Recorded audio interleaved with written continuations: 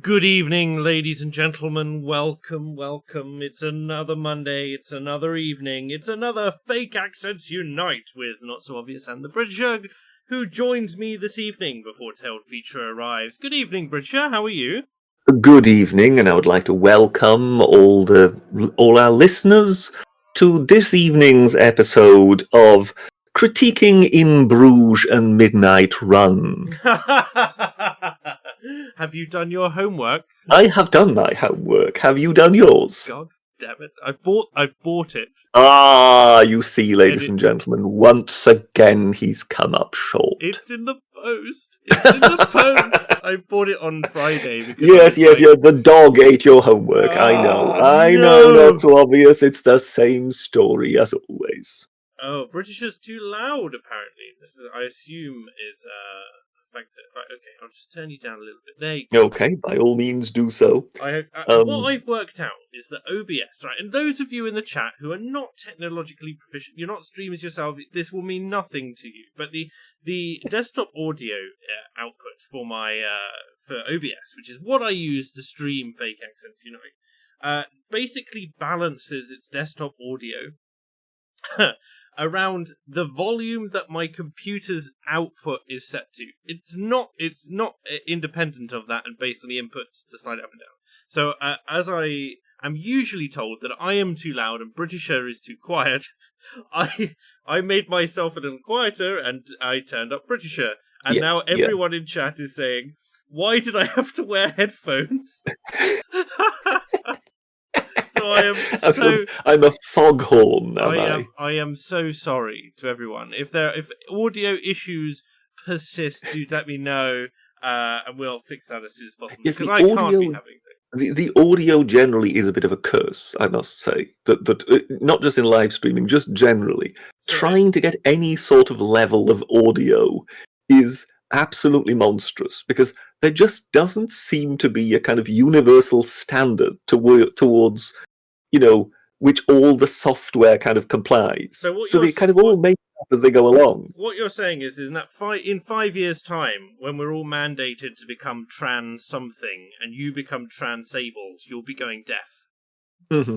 Because you can't precisely. stand audio. Yes. Indeed. Yes, I shall stick to the visual domain. So, thank you to Sean Lenkus for becoming a supporter. That's very generous of you.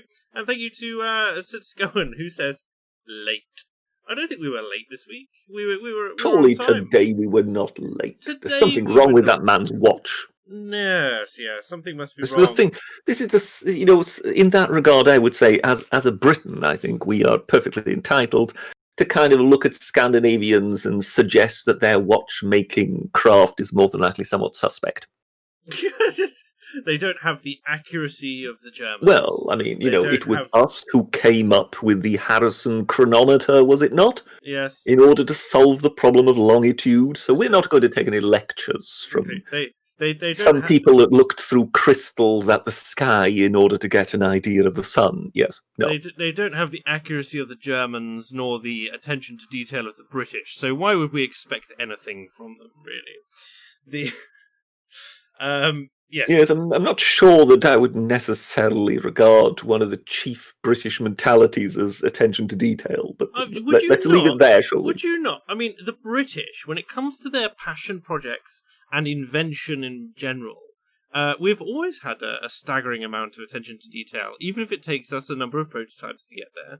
I mean, you only have to look at the the restorative scene when it comes to I remember watching I think it was Top Gear or the Grand Tour that it is now or something like that, but I think it was a Top Gear where they basically run together two custom cars, and one of them was British, and it had things like Maplewood Dash and beautifully finished, shined and sheened, and it was. This has a sort of James May feel to it. Truly, but above and beyond that, all the extra little a beautiful car, made using an aircraft engine, I believe, and then a Spitfire engine, and then there was a German car which was also made using a Spitfire engine, and it was the ugliest, most brutalist thing. It was a little bit faster than the British car, but it was ugly as sin, and there was no attention to detail on any of the detailing on outside. Well, you see, that's a question of what you then refer to as attention to detail. So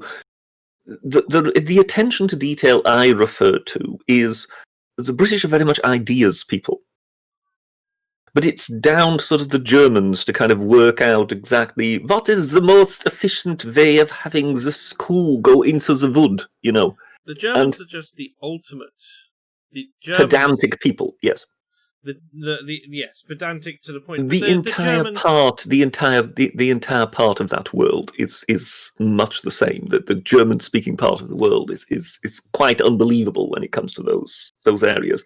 It gives them certain advantages, you know, when it comes to building Messerschmitts, but as such, it also gives them grave disadvantages.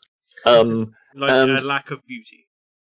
This is just it. When you say attention to detail, I would rather refer to it as, you know, the angle of the thread on the screw, as opposed to attention. You know, the attention to detail you refer to is inlays and beautiful shape and whatever, and that I would just say is aesthetic. That's not attention to detail, if you know what I mean. What is detail if not aesthetic? That's what I would say. I'm not sure I'm with you there. Well, fair enough. All right. This is a conversation which no doubt belongs on the Foundations podcast or one of Academic Agent's bizarre cigar streams. Who knows? Who knows? Thank you to... Oh, my God. Excuse me. Thank you to Hagnar the Viking for becoming... See, this is your body rebelling against the epic levels of embarrassment of you having to admit that you haven't actually watched the film. It was just the attention to detail of my bodily functions to ensure that I did not go out of balance gaseously. That's what it is. I've just turned the British down a little bit again because people are complaining you're still too loud. But yes, thank you to people becoming members. If you become a member of the channel, there's no real benefit to it for yourselves except for you get a nice little chat badge which upgrades itself the longer you've been a member, and membership starts from just $1.99. I get 70% of that. But just thank you very much to everyone who continues to support this channel. It really does encourage us to keep going and hopefully invest more in upgrading certain bits of equipment and whatnot. Sutsgoen has told me that over Streamlabs, and I hate to shill this at the beginning of every stream, but Streamlabs, we get 90% of the revenue if a Streamlabs donation comes through. You'll find the link to that in the description. And we'll shout those out at the same time as super chats. So Sutsgoen, also you don't give any money to YouTube, which is an added bonus. Sutsgoen says 69 seconds late. The total time of lateness would equal the Schwerer Gustav launching 1105 HE shells over 47 kilometers, amassing a total of 7,735 tons of shells, landing in Brussels. As for Britisher and movies, The City of the Lost Children. Thoughts? The City of the Lost Children doesn't ring a bell. City of the Lost Children. It doesn't strike an issue with me, but as we all know... that goes without saying. But, The City of the Lost Children is a film from 1995. Science fantasy film. It is in French. And... yes... We see General... I'm not going to read the entirety. What is it? La vie des enfants perdus. Would that be the translation? I don't know. Almost. La cité d'enfants. La cité. Sorry. Yes. So there's that one. It does star Ron Perlman, which is always a good sign. So if you're interested in checking that out. When it comes to Name of the Rose, then indeed not Ron Perlman is a good sign. But when it comes to his dressing, painting himself red and no. Are you shitting on Hellboy right now, Richard? I don't know whether that's the verb, but I'm dismissing it. I'm speaking of it derisively. Someone in chat just put, "La, get the fuck on with it." I don't think you know what this stream is about, man. I don't think you know how Fake Accents Unite works. We will come to... Excuse me. We will come to the news. When we come to the news, we will come to the conversation. We will talk about Lockdown 2 Electric Boogaloo, but this is a fairly relaxed stream. It is a postmodern classic, if you will. Dear God, I've never been described as a postmodern classic before. Postmodern being two separate words and not the same word, so that we're not associated with those degenerates. But anyway, yes. What was I saying? I have no idea. Right, Hagnar. I'll just get this last super chat out of the way before we have to go on to the serious stuff. Hagnar the Viking says, "How do you feel about unbiased history of Rome? Now that you've seen some of them, they only get better. Also, Rome was correct about the Germans." I don't know what Rome said about the Germans there. No. They're saying Rome was correct about the Germans, and just basically go across the Rhine, burn them all. I'm assuming that is that's what the one general, would regard as the Roman attitude towards the Germans. That's the general impetus, yes. We did so in the 1940s, but we kind of did it by air, didn't we? Mainly. But when it comes to it, Dresden intensifies. It's a strange mix, isn't it? That unbiased history. So I saw what is it? The founding myth, in which basically the Romans seem to be this kind of master race of former Trojans who manifest destiny and all that. Which is very tongue-in-cheek. Then I saw, I think it was a Pax Romana one, which has got Vespasian and Titus and all those in. That was quite fun, I must say. It was sort of a light-hearted way of going at history, as opposed to the founding myth, which was just basically completely sort of over the top, everything dialed to 11, as in, of course they ruled the world because they were kind of God's favored children.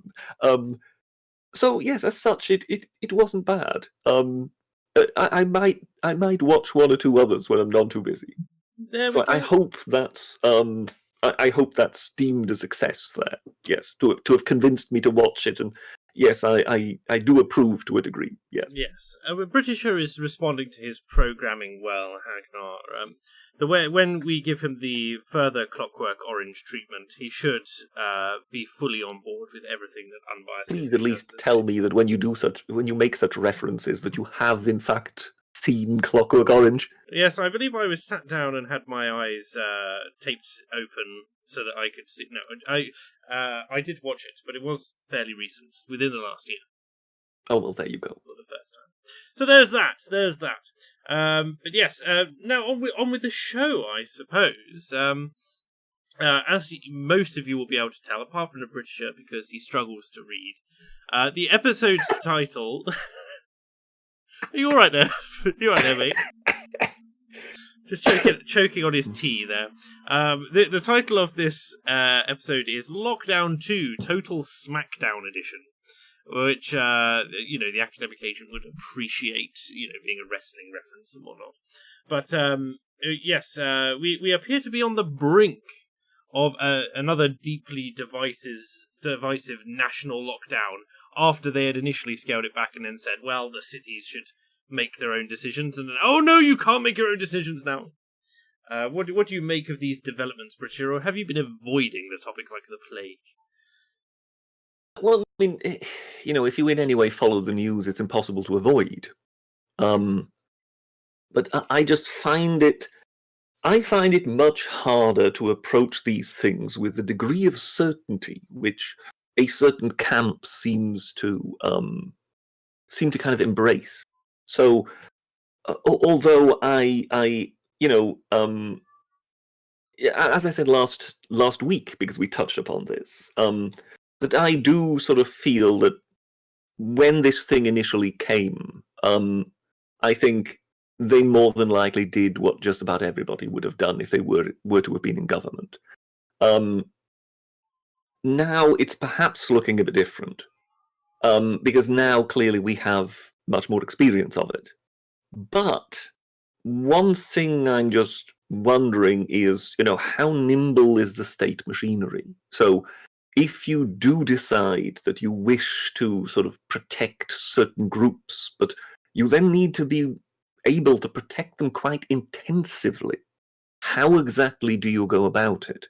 Do you know? Yeah, but this is the case, British. It's the case, Britisher, that a new piece of news which you may not have seen has come. Is this the grandchildren one? Which is the grandchildren one? Yes, I must say that one did kind of just for a moment I kind of adopted that Tucker Carlson look and kind of just wondered what exactly is the logic therein. Please allow me to explain to the audience. So for those people who do not know, now that we are back to coronavirus alert level 4, there's your monetization gone. An entire... you mentioned the dreaded word coronavirus.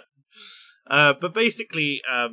yes, so they're going to try and take the UK. They threatened us. Matt Hancock threatened us earlier in the week and said he's effectively the voice of COVID secretary.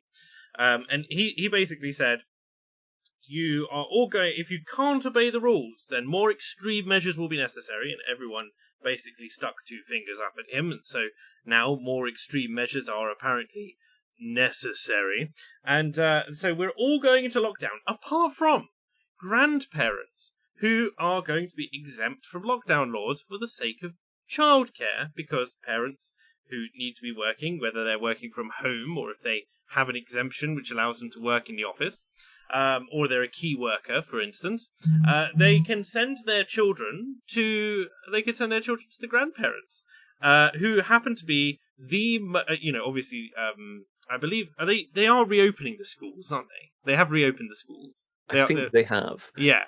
So I'm not sure whether secondary schools are opened yet, but the primary schools are open. So, as we all know, children are a primary primary vector of transmission. They are not they are not at risk themselves, according to all of the data we have available. But they are, being children and being highly contagious and filled with other diseases anyway, will spread the disease far and wide. So now children are being foisted onto the grandparents, the vast majority of whom are going to be in the over 65 category, or in the proper case, the people who are most at risk of coronavirus. So instead of safeguarding the vulnerable, the lockdown is actually making it worse for the vulnerable, because they have to look after kids who are not allowed outside, who have just been at school with all their grotty other kids, with who have picked up all these kind of conditions. And so it doesn't matter if the grandparents are going to die of coronavirus, or if they're going to die of other nasty little children diseases, because that's childcare. Childcare needs to happen. So what do we make of this development? Because I face palmed so hard that my hand went through my head and out the back of my skull, if I'm honest. Well, in all fairness, I'm not sure whether one can basically throw that in entirely with sort of the idea of lockdown. What do you mean? It's only happening because it is a rule within the whole thing that is completely contradictory, and I agree that makes no sense whatsoever. But that doesn't therefore make the entire idea of perhaps we have to start closing certain things down again completely invalid. Do you understand what I mean? Well, I do, but it's an aspect as opposed to rendering the whole thing completely insane. I can count on the fingers of 2 hands how many people in my age demographic have caught this disease and died from it.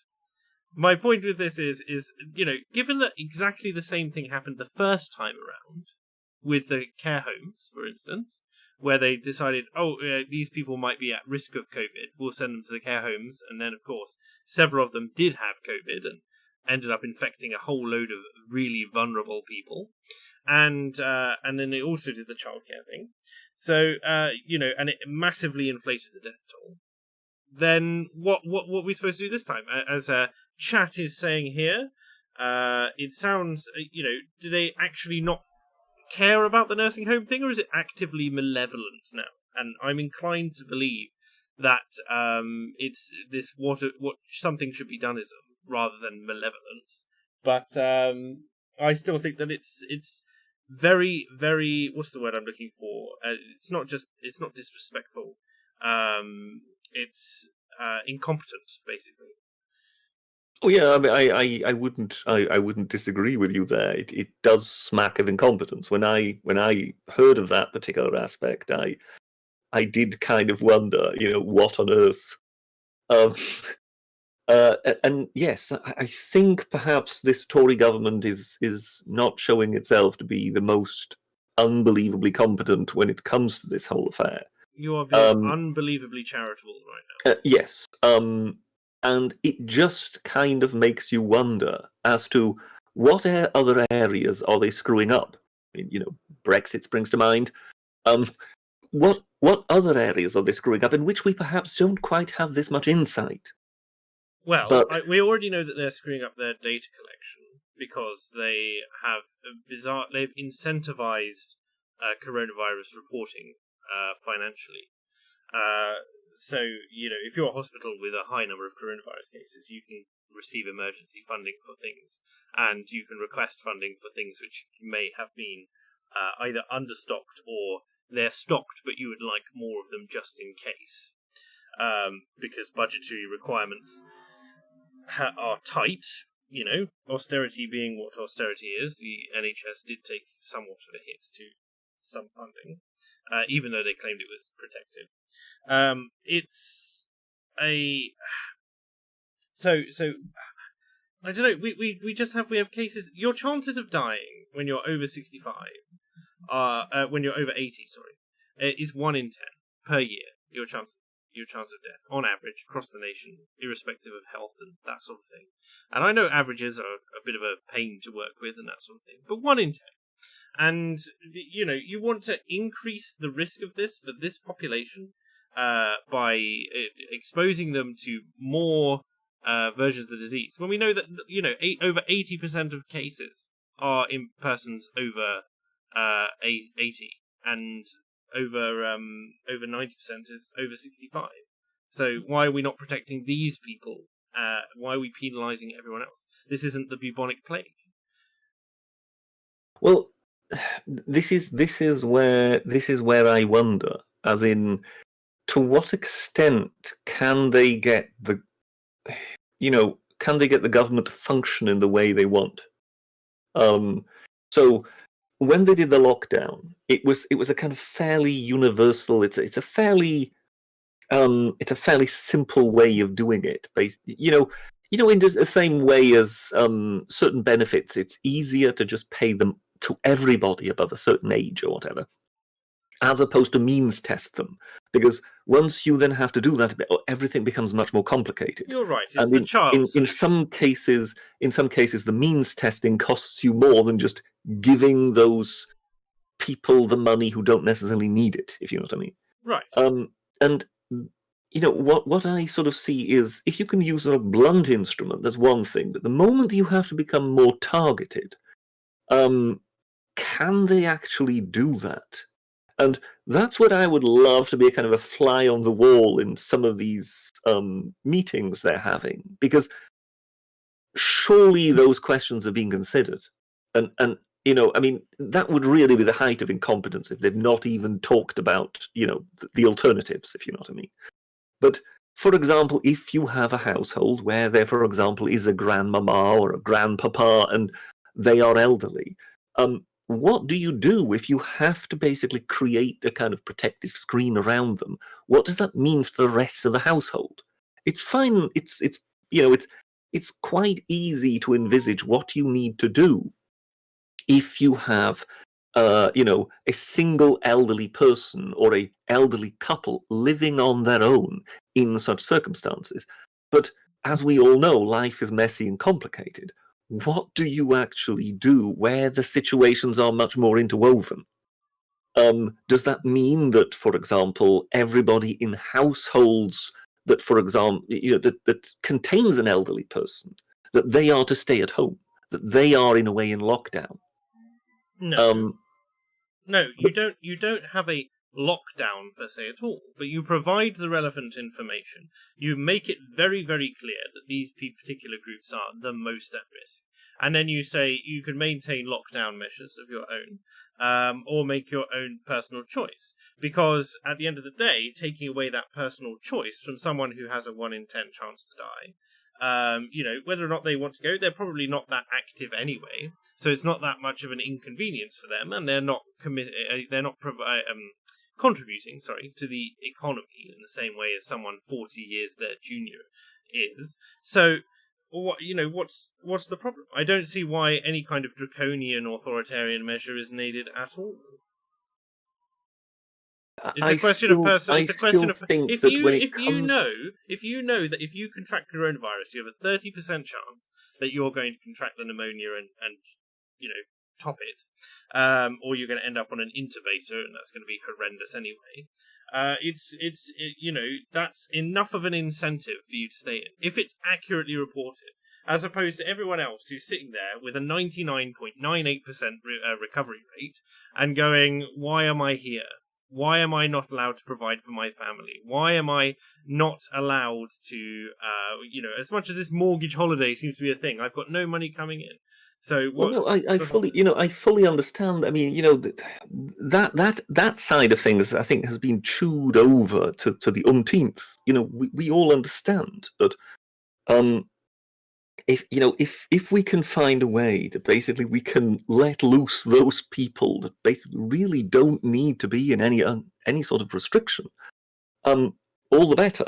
But is that in the end possible? Because I don't think you can just basically tell people, "Oh well, you're free to lock down if you want to.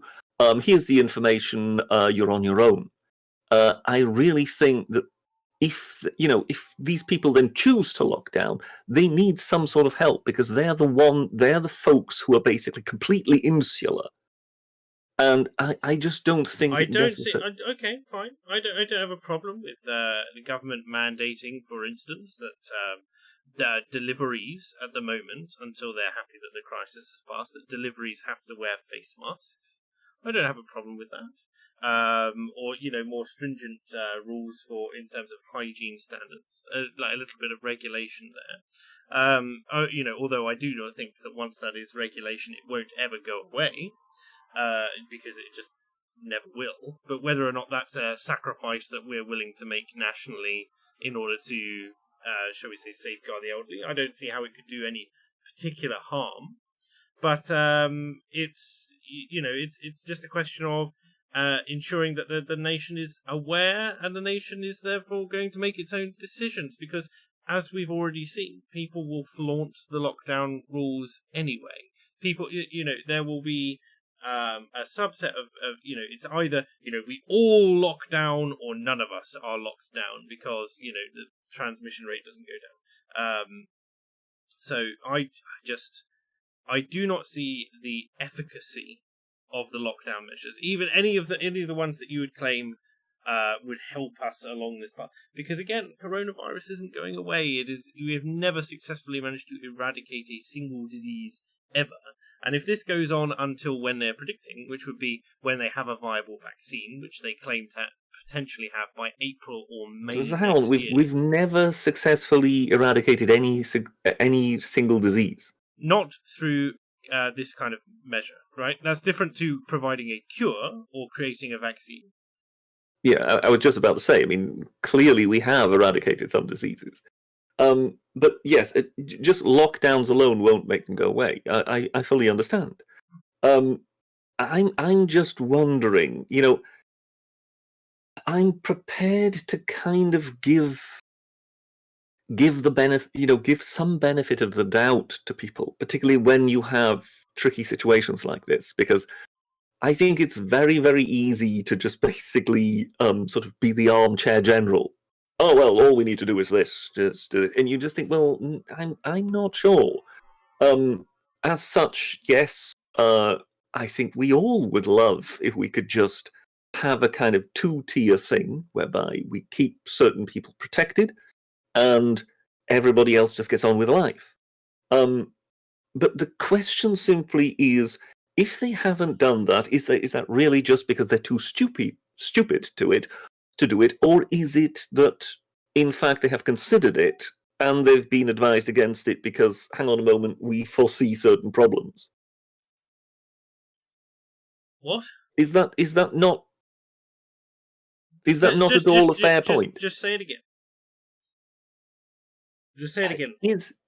If they basically can't create the two-tier structure, is that really just due to the fact that they're too stupid to do it and it's just complete incompetence, or is it that they're basically being told, look, we have certain problems with that. If we do that, it's not going to work.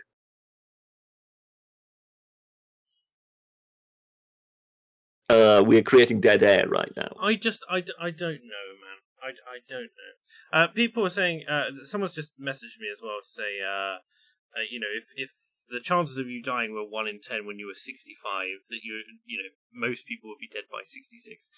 It's a post 80. Post 80 is what I'm talking about. Yes. Smallpox. People are talking about smallpox. Do you remember how we dealt with smallpox? Yeah, smallpox was eradicated by vaccines, I believe. Yes. So yes, that's one of the famous ones that we've. And isn't there just one that we've just now managed to reduce down to Pakistan, Afghanistan? Which one's that again? Is it polio? I'm not sure. Polio is disappeared. So But smallpox took 300 years to get rid of. Well, yes, but you then have to look at it as in things moved perhaps a little more slowly and perhaps a little less organized than they are today. True. Although we do have, there are still 15 million cases a year, I believe, for smallpox, if I'm reading his stats right here. But that doesn't sound right. But anyway, globally. Let's not get lost in vaccines and ancient diseases. So yeah, lockdown 2, total Smackdown is probably happening. The pubs are going to close again. Well, I just in order to sort of correct something, I don't think lockdown 2, as in we're going to repeat the same thing we did last time round. It doesn't sound as if the government intends to close down the whole country again. I genuinely think that's what they're looking at. You think that's what they're going for?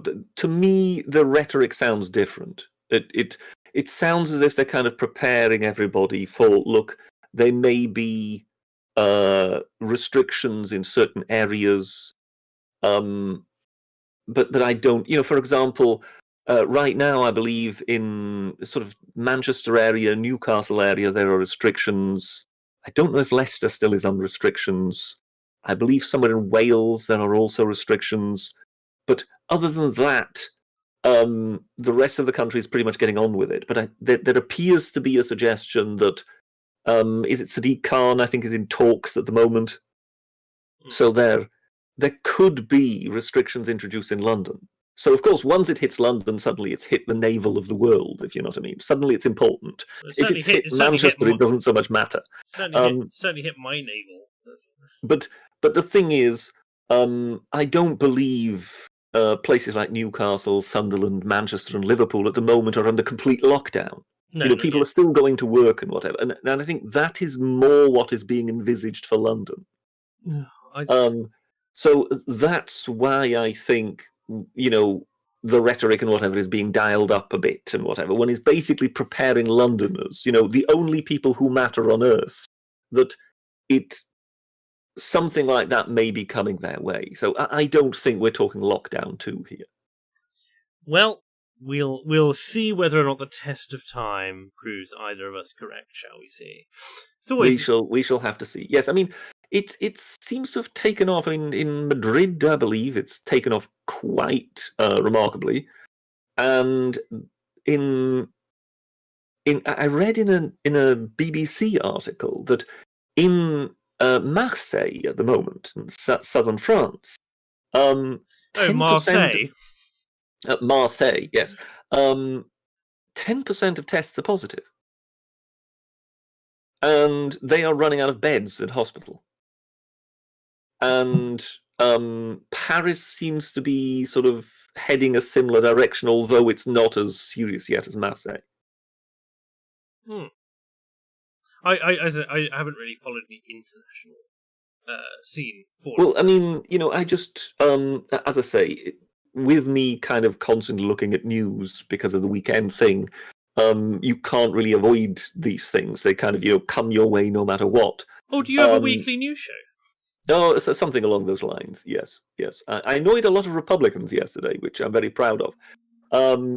Perhaps we can come on to that at some point. Yeah, I want to give us a closing statement, Brisha. I want to knock this one on the head. But when it comes to it, you could see it coming. You could see the wave heading across Europe towards us. I mean, the whole thing always travels east to west. So now that the figures have started to pick up, and they've seen that in some places in Europe, it's got quite tight, and they're knowing that last time round we really didn't do very well. I think they're kind of wondering, are we going to be worst of the class again? Well, you say that, but it's all a question because their Eat Out to Help Out scheme was, in their own words, remarkably successful at recovering the economy, for instance. Yes. So whether or not they simply trust that they can bounce back any deficit that they create there, irrespective of how much they increase the national debt, it's remains to be seen. It depends how much of a fucking idiots they are. They might be they might be believing, we have a lever now which we can pull after we've locked everything down again. A magic economy reviver. Yeah. No, I wouldn't put too much stock into beliefs of that kind. But yes, I think restrictions are coming simply because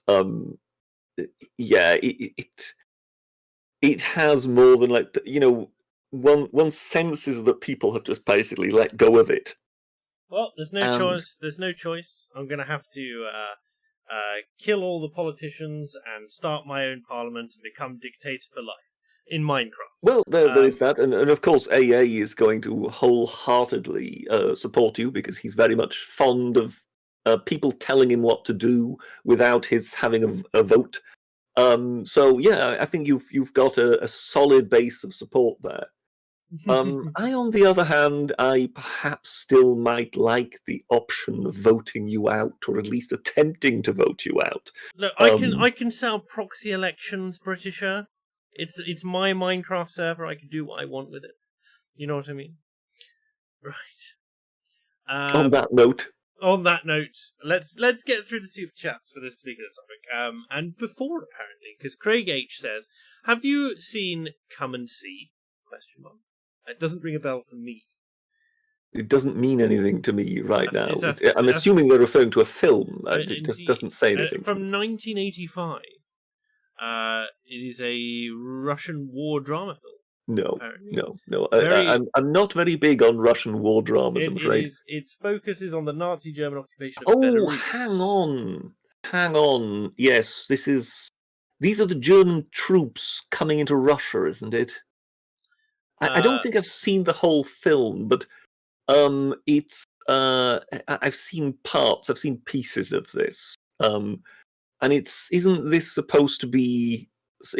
of hailed as sort of one of the most realistic depictions of these kind of things, when they come into a village and burn the whole thing down, and the film mixes hyperrealism with an underlying surrealism and philosophical existentialism. Oh well, there you go. With poetic, psychological, political, and apocalyptic themes. Sounds good, actually. I might have to add it to my list after I've gone and seen Midnight Run. But it's. Thank you for that. Neither of us have seen it, although Brisha is familiar to some extent with it. It seems, Craig H. Mr. Gently Benevolent says, "Now that Netflix has produced a documentary about a man having unnatural relations with a squid, is this more or less degenerate than a pig in a thong?" I don't know what to make of that. Have they actually produced a documentary about a man and a squid?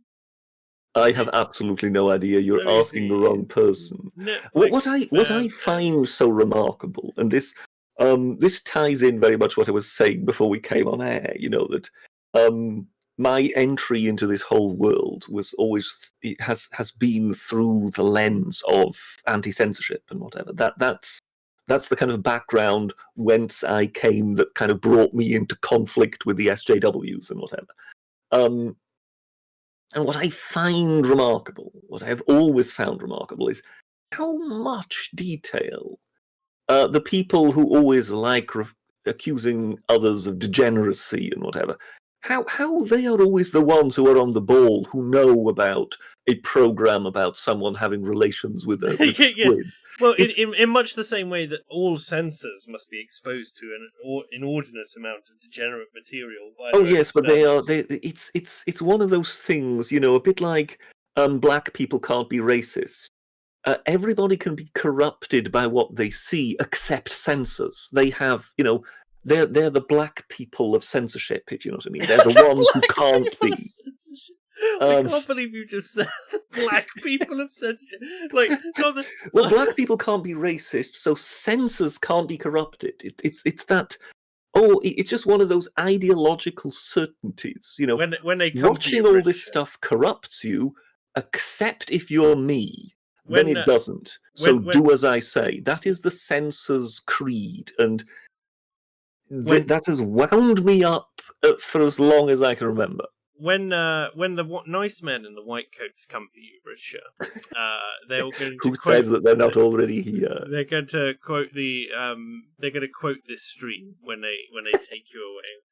Of course they are. So this Netflix documentary film is called My Octopus Teacher. It's not a squid, and it's genuinely it seems like it's not that unnatural, although I haven't seen it. The film shows how in 2010 Craig Foster began free diving in a cold underwater kelp forest at the tip of South Africa. He filmed his experiences and found a curious young octopus. By tracking her movements every day for months, he won the animal's trust. And he describes the impact on his life of his relationship with this octopus over the course of this thing. But I don't know if it's a relationship, or whether or not it's like he describes the effect of his experience with the octopus on his relationship with his son and his son's development as a diver and student of marine life. Now, this seems relatively, harmless. Sounds like a nice thing, unless it's getting into really freaky, deaky territory where he's sleeping with the octopus or something. But there are some really strange things that you read about sometimes. People, women in particular, seem to be really, it's perhaps the wrong way of putting it that women are susceptible to it, but it's a certain type of rare breed of woman that seems to be susceptible to it rather than a rare breed of man, of somehow falling in love with, a wall or a fence or things like that. And you kind of read of these things and you just go, yeah, this sounds strange. So somebody having some sort of relationship with an octopus, it doesn't surprise me anymore. Let's put it like that. Having seen the short documentary film of the man who is gay for his car, this doesn't surprise me in the slightest. And yes, it's a very strange thing to avoid. Well, yes, but being gay for your car has more than likely got more to do with Mr. Bernays than it has with anyone else. No. He named his car and then fucked it. That's... yes, as I say, we are in Bernays territory here. Oh, God. I just... If you want to blame anybody for some of the ills of mankind, blame the psychologist. Don't blame psychologists. We're good people. Oh, well, that's exactly the sort of thing Mr. Bernays would have said. Hello. Some of us are. Most of us are. Some of us are. Well, one of us is. Welcome, Tailed Feature. Welcome to the Good stream. evening. How are we doing? I'm suddenly ill at ease. You're wondering what on earth brought you in here, eh? You're embroiled in a conversation about a man having unnatural relations with an octopus. Or a car. That was the bit that's made me think maybe this was a mistake joining this evening. But then your homeland being one of where men dress in skirts, ... And chase wild three-legged hag-eye through the wild foothills of the Highlands. Yes, is hag-eye, is that the plural for I just refuse to say haggises. That's all it is. Hag-eye is acceptable. Now, as well as except that it's not Haggai as in just remove the S from the end. It's Haggai as in Haggaye, and that's what it is. I commend your scientific approach. Look, I'm a scientist, man. Like, I'm better than you. That's what I'm saying. Okay, I'm not a naturalist or anything. I'll have you know, I am a social scientist. Ridiculous. But of course, welcome to Fake Accents Unite, the Young Turks edition, which not so obvious has just declared she's better than all of us. We have never had the degenerate side of things, which is, what is it, like, guess the camel toe, or something like that, which it used to do back in the day. We're like, we will never be the Young Turks. Thank you very much. Now, on that note, was that man's relationship with an octopus more or less degenerate than a pig in a thong? A pig in a thong is not degenerate. And there we have it. The Britisher hath spaketh. If I may just explain, a pig in a thong is the same thing as, I don't know, a hippopotamus in a tutu or something like that. The thong does in no way fulfill the function that is suggested, except of course to those weird people, where apparently it does fulfill that function. But that is rather more telling of them than it is about the pig in the thong. Because if you can look at a pig in a thong and go, ooh, well, now that's a bit risque, it says more about you than it does about the pig. Because trust me, 99.9% of the population see it and go, oh dear God, it's a pig in a thong. And that's really the be-all and end-all of it. I can't think about a pig in a thong because it reminds me too much of Black Mirror episode 1. If you say so. Oh dear, sure. That was a very strange episode. It doesn't matter, but just as chat says, right, British, a pig in a thong is social progress. I don't know if British hasn't described it as social progress. Man. He's just decided as like a nothing burger, effectively. It's a nothing burger. That's a good way of putting it. Yes. If you are getting upset about a pig in a thong, the problem is yours. It's not that the pig represents a problem, because the pig is not being abused in any way. Well, it's not even that the pig. It's the pig isn't somehow seducing humans looking at it. If you regard it in that way, then this says more about what effect this pig appears to have on you than on the rest of the population. People don't want to be tricked by that firm piggy ass. Precisely. In a close-up shot. Well, it's worth remembering that Mary Whitehouse, who set herself up as the guardian of all morality, eventually just went more and more cuckoo, and she started seeing obscenity in everything, whatever she saw. Children's programs, much like the feminists are seeing patriarchal oppression everywhere. Precisely. Once you start getting into that mindset, you see it everywhere. In the end, it tells you more. The complaints of these people tells you more about those people than it actually does about the things they're complaining about. Britisher.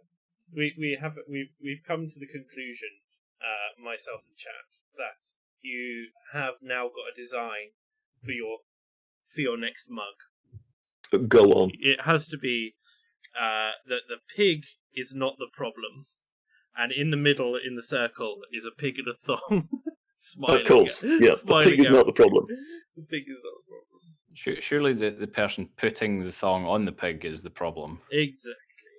Oh, did the pig choose to be in the thong, or was it patriarchal pressure that made it feel it had to wear the thong for validation? Pigtriarchy. Well, what I would ask people to answer is, those people who have such a problem with the thong on the pig, is it really also just the pig? Or would they actually also have a problem with a thong on a woman? Here's another thing. Here's another good point from chat as well. Is it more or less degenerate to put the thong on the pig or to remove the thong from the pig? Depends if you use your teeth or not. And on that note, I think we'll leave that there. Oh, God. Adequate Cringe Walker says, you guys are doing a great job with the reenactment of V for Vendetta, though I've heard Johnson's portrayal of Adam Sutler is quite controversial. Yeah, I don't think we're quite at Ingsoc levels there, but or the V for Vendetta party, whatever it was called. But yeah, I feel like it feels so much less. How would I put it? Like it's soft totalitarianism. That's the way I would describe it. But yeah. Aaron Telford says, if the pubs close, I need some help robbing some beer. Just buy it from the supermarket, man. There's no need to become a criminal over this. I mean, unless you support Black Lives Matter, in which case, go right ahead. Emily Cooper says, if the government does have good reasons for a total lockdown, why aren't they more transparent about them? Why have they encouraged hysteria? Any thoughts, gentlemen? Sorry, I was only half listening. What was that? If the government... why have they encouraged hysteria? I mean, to what extent have they encouraged hysteria, or to what extent have they just, one moment they tell people this is serious, you need to be worried, then everybody starts worrying, and then they've got the opposite problem, as in, how do they unworry people? People worry. I think that's the thing. And not to mention that for any event, no matter how uncontroversial, there will always be conspiracy theorists. I think most people, I don't think, are hysterical about this. I think most people are economically and socially illiterate, and that they spend most of their time worrying about what's going to happen on TV. Now, people will start worrying about what's going to happen with regards to their jobs, but the vast majority of people who work in... primarily the people who are concerned are people in small businesses or self-employed, and that's that's this whole area of YouTube as well. But the people who are working for the big corporations who aren't really seeing anything apart from a pay freeze this year, which kind of pisses them off, but nothing much, aren't having a problem until, of course, they're one of the thousands who get cut in the aftermath. As we've seen with several companies. So I think it's less that the government is wanting to be less not wanting to be transparent, because they're still doing the daily briefing, they're still providing the statistics that they think are relevant. It's just that none of them are actually scientifically literate, and the people that they've brought on to be scientifically literate are being asked questions by scientifically illiterate people that they either can't answer or they can't give a satisfactory answer to. So it's not to mention that the data itself is granular and requires more than a 5-minute briefing to understand. So it's I don't think it's a malicious intent side of things. I think it's much more likely that they're way over their head. They're in way over their head. Yeah, what is it they say? Don't attribute malice where you can attribute incompetence. Yeah. So and that's not necessarily an unscary thought. It's not a kind thought. It's quite a scary thought. But it is you've got to be accurate about these things. So I don't, that's what that is. Anna Quinn Cringe-Walker says, there was an image going around claiming 19% of Canadians have experimented sexually with their pets during quarantine. The age of the leaf is over. The age of the rake must come. I somehow think you've been 4chan'd there, Anna Quinn. But thank you. They've taken. Have you ever fucked a beaver? Quite literally. 19%. I think we've broken the British at that. Thank you for that, Anna Quinn. Very good. Oh, that's what I appreciate. You let the tears flow. Let the tears flow. You're finally not alone. There's another 19% of Canadians who have joined you.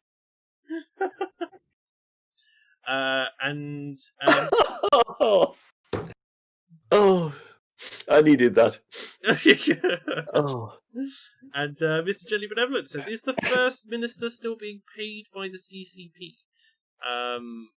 Not as far as I'm aware, but then I wasn't aware that he was being paid in the first place. Neither was I. So, I assume it's the First Minister of Scotland.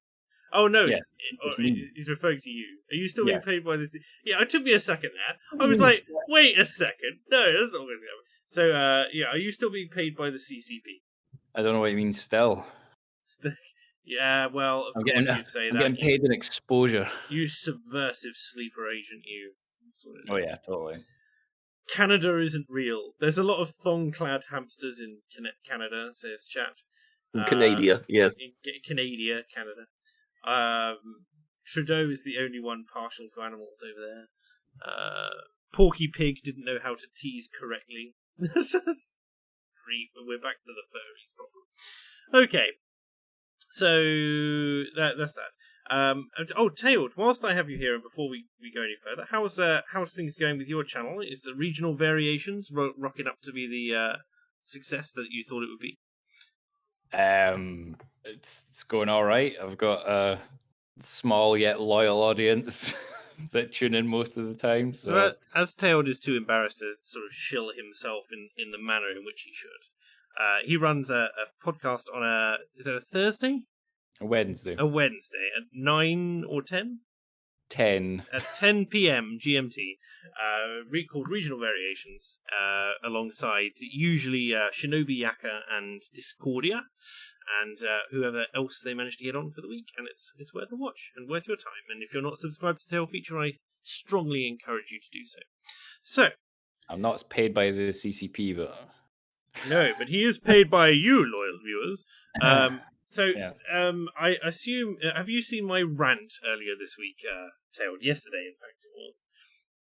I saw that you had been posting things, but I wasn't really online very much. Marvelous. This makes things very good because I have brought up the article which I ranted about in that particular video. I went on a 13-minute unedited rant that basically, yeah, I was not very happy with all this sort of thing. But basically, parliamentary staff have been told to write poems about privilege on a digital wall made after Black Lives Matter protests, with one woke worker insisting they can no longer watch police comedy Brooklyn Nine-Nine over its cozy lies. Are either of you familiar with Brooklyn Nine-Nine? I am familiar with. It's a comedy cop show, isn't it? It is with the black police boss and the kind of Mahoney type character. So you have seen every episode, Richard. Got it. Taylor, are you familiar? Yeah, I know it's about cops. That's meant. That's it. So it's made by Andy Samberg of The Lonely Island fame, and he plays one of the main characters in it. And it's one of the wokest comedies that you can have out there. And the black captain chap is the black gay police captain. One of the characters is bisexual turned lesbian halfway through for unknown reasons, but it's fairly light-hearted, but it's very, very woke. And now, because it promotes a cozy lie, they're not allowed to watch it. So it's not woke enough, effectively. Burnsy in chat saying they better not watch The Thin Blue Line then. But no, so there's two things to take away from this. The first is it's an American cop show about American cops, and the second is it's a comedy. So it's larger than life, and it's not supposed to be, overly negative. And there are tons of cop shows out there. If you think about any crime show, like my parents were massively into The Mentalist and Rizzolian Isles and Castle and all those sorts of things. And you're just telling people that they can't watch cop shows in a US cop show in the UK because it's just a lie. It's not real. It's not. It's too racist over there. They don't know. So anyway, it's not quite as bad as we would point out, as I'm sure British will rip into me. But it's still awful because it's there. So parliamentary. It's rubbish. It's not a particularly good comedy show. No. I'm talking about the fact that they've been banned, or they said that they should ban themselves from watching it. Parliamentary staff have been urged to admit their privilege through an online platform set up in the wake of Black Lives Matter protests. This is from the Parliament's diversity group, and it's called Parly Reach. And it's been on Twitter for 2 years, at which point it's garnered a grand total of about 450 followers. And they are horrendous, and it's just pure critical race theory and woke propaganda throughout their entire timeline. I do not recommend going and reading it. But so officials were reportedly issued with an inclusivity toolkit by senior figures, which encourages white workers to acknowledge their internalized racism. I would spit in the face of someone who handed me such a toolkit, if I'm honest. I just wonder whether this has something to do with that story that was doing the rounds, I think, last week, in which, Parliament was paying some company hundreds of thousands of pounds for some course which parliamentarians and parliamentary staff will be taught about unconscious bias and things like that. I think for the design of the course itself, they got something like £7,000, but that was really just the design of the course, and it involves some kind of Sesame Street-like blue puppet that in a video tells people about unconscious bias. It's infuriating because unconscious bias, just as an aside, is a deeply, deeply controversial science at the moment. I mean, there is absolutely no scientific consensus. Oh no, I can well believe it, but therefore, when you sort of telling us of Twitter groups and this kind of stuff being set up regarding Parliament, I wouldn't be too surprised if it was related to that lot. Because who gets involved in running courses like that? This will be the wokest of the woke. Yes. And therefore, I could well imagine that they will have extracurricular activism, given that they've been given the keys to the building, if you know what I mean. No doubt. And therefore, I suspect this ties into that. So aside from the fact that they seem to be earning themselves silly. Yeah, and we're off our tax money. Yeah. And I pointed it out when I touched upon this in the week that was, I think, 2 weeks ago. I sort of said, before you have a go at the government about this won't be the government. If this is Parliament doing it, it's the Speaker, because the Speaker of the House runs things for Parliament. So I think they've already spent something like £800,000 on nonsense of this kind with this company, and now for this particular course, they've got another £700,000 or £800,000 that they think the whole thing will cost. Because of course, doing these courses with them, you can only do it 10 at a time. So, for Prime Minister's Question Time, they can pack 650 parliamentarians in the same room at the same time. But if you want to teach them about unconscious bias, that will only do 10 at a time. And of course, this will not only involve the parliamentarians. I mean, how many secretaries have those parliamentarians got each in that building? Indeed. So this is the other thing. This is not for parliamentarians. The MPs aren't taking this. This is for all of the parliamentary staff. All of them, from the data entry analysts to your minimum wage data entry guy to the principal private secretaries. Right? Well, from what I've heard, the MPs are also doing it. Well, whatever. But this whole thing it's infuriating to me, because it strikes me again that these people, like the Black Lives Matter people, etc., think that they're being revolutionaries. They think they're being rebellious when all of their sleepers already exist inside Parliament, and as soon as something like that happens, they didn't need to demand anything. They didn't need to march up to Whitehall. They didn't need to actually stand outside and do anything, because as soon as that hashtag went live on Twitter, these people have been issued with a fucking inclusivity toolkit set up by this fucking retarded, stupid motherfucking committee, which gives them advice on how to support Black Lives Matter protests, including their social media use in attending protests after Edward Colston's statue was pulled down in Bristol. Messages posted. So it's like, as a white woman, I acknowledge my privilege and continue to educate myself. Shut the fuck up, you fucking stupid cow! Like, come on. Tailed, what do you think? Do you think he has got a bone to pick here? Do you think he's feeling somewhat emotional on this issue, or do you think he's cool, calm, and collected? I think he should tell us how he really feels. It infuriates me. I just, like, you look at this and it's a poison. It's evil. It is not, like, there's balance on this. I saw a talk today with what's he called? One of AA's favourites, Dellingpole, and he had a talk with Douglas Murray. And there was a thought Douglas Murray came up with in that, I could well imagine he'd already, thought of this in times prior, but he kind of mentioned it, and it's the first time I've heard him mention it in one of these conversations.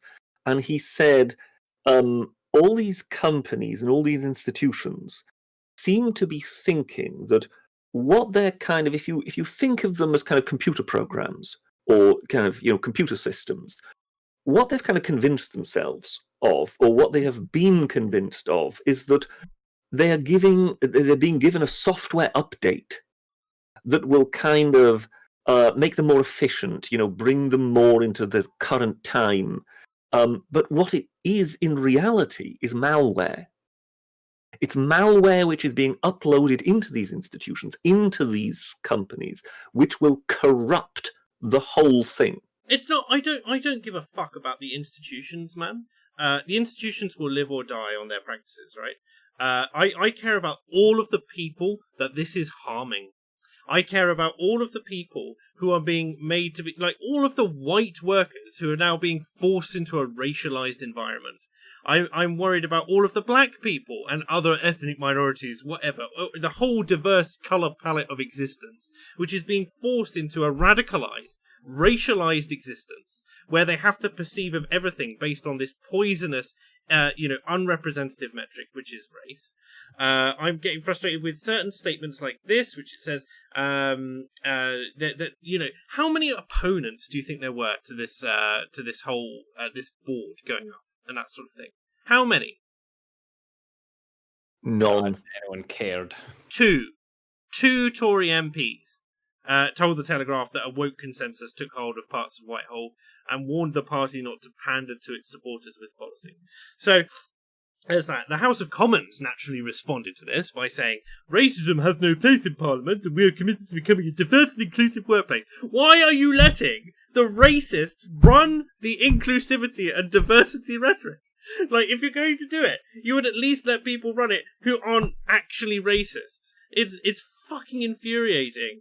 The thing is, it's not that we need to let people run it who aren't racists. We don't need it run. I know, but at the very least, you could have an egalitarian and non-racialized group of people. Like, I could live with a compromise, which was that if people, the extent of diversity training should be people come from diverse backgrounds, more opinions and more perspectives, as long as we're working towards the same goal, are worthwhile, but we're all one team and we're all in this together. Not you white people go stand in the corner and contemplate how your life has made our existence miserable. You people over here consider how white people have made your existence miserable, and then let's all go to an office party together. It sounds ridiculous, especially after House of Commons staff leaders promised that George Floyd's death in May would be a catalyst for change in UK Parliament. Why the fuck is that happening? Because there's no relation. It happened in another fucking country.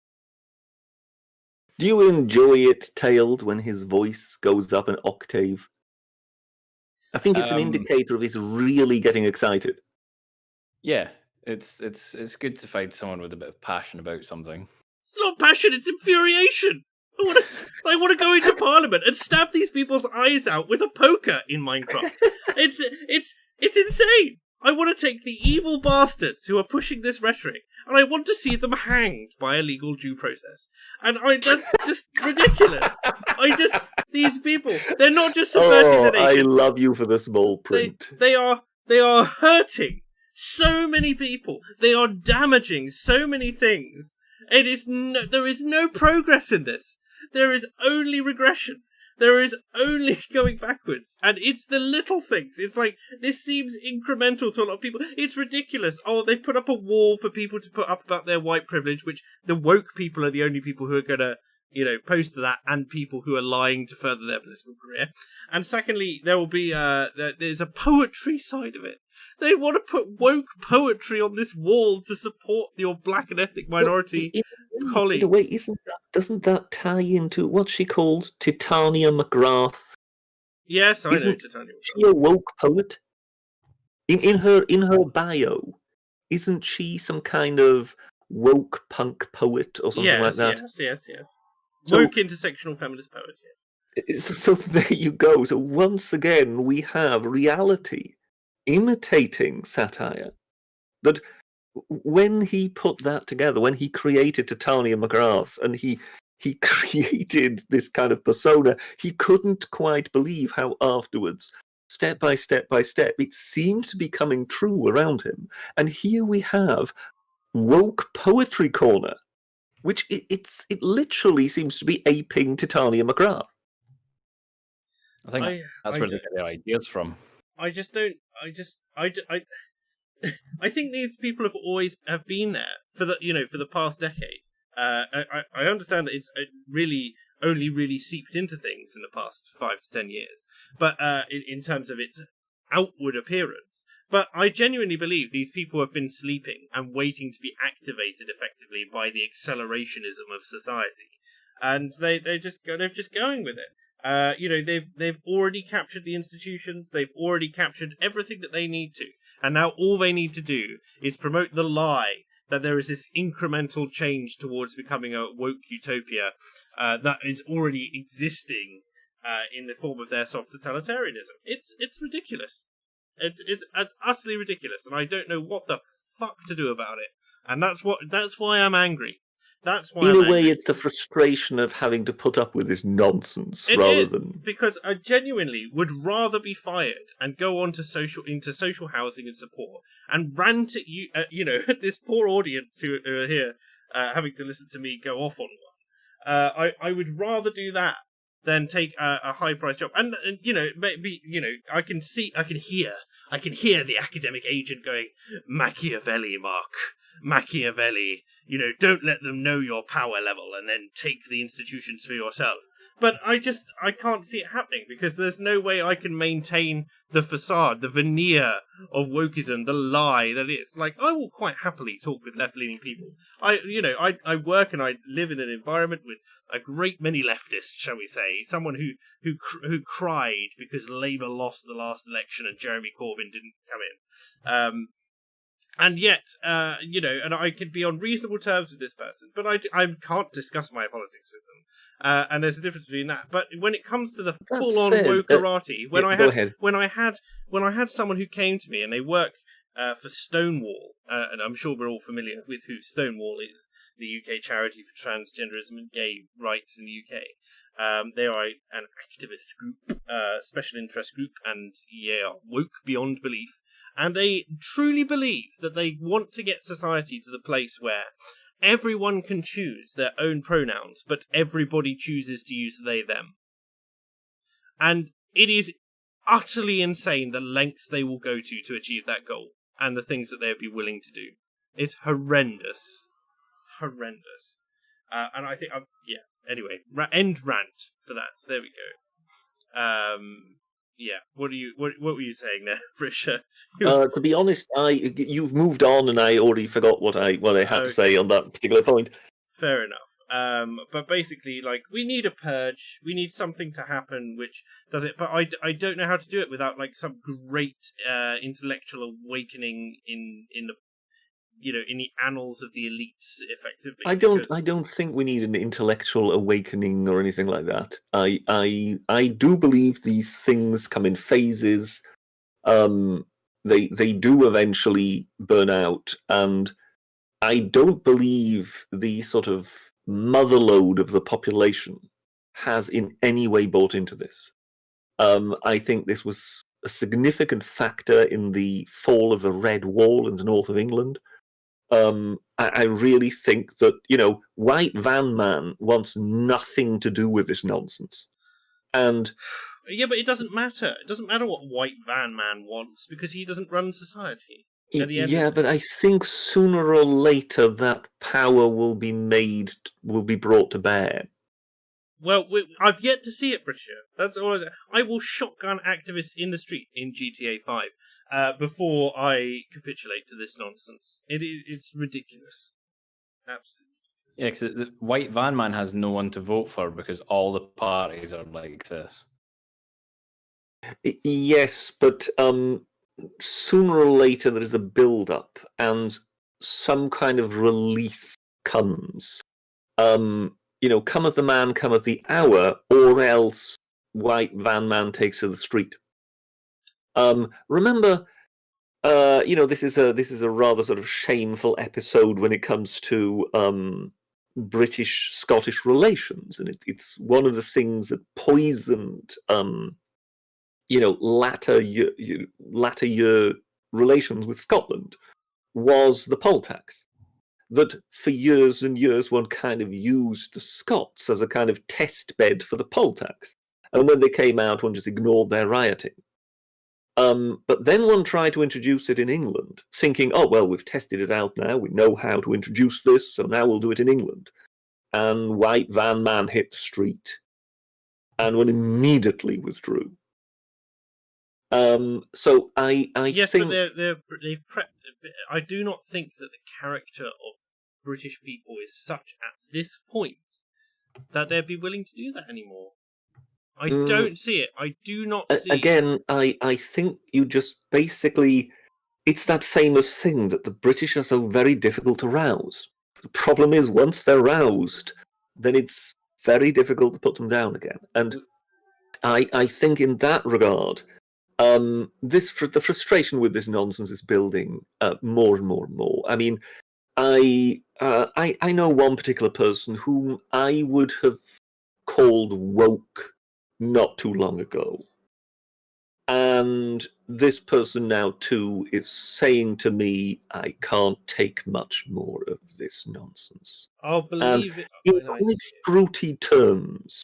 And you've got the feeling, yes, that there is something is turning, something is beginning to build. And politicians, yes, they can kind of run the system ignoring everybody else, but it only goes so far. And then eventually they do have to fall in line. Because otherwise the opposition capitalizes on it. I think the British public have lost their spine. I think that I think we are a weak and enfeebled people and too permissive. I think you're being a bit too harsh there. Plus, at the same time, you're making yourself look tough and manly, whereas the rest of them are all terribly enfeebled and weak. I have watched almost every single one of my friends and colleagues cuck on these issues, and I don't know what to do with it. And it's not about me being strong. It is about them being ignorant or just ceasing to care. And I think the apathy of the nation is completely... it's very different to, because it doesn't... This is hitting people entirely on an intellectual, psychological level.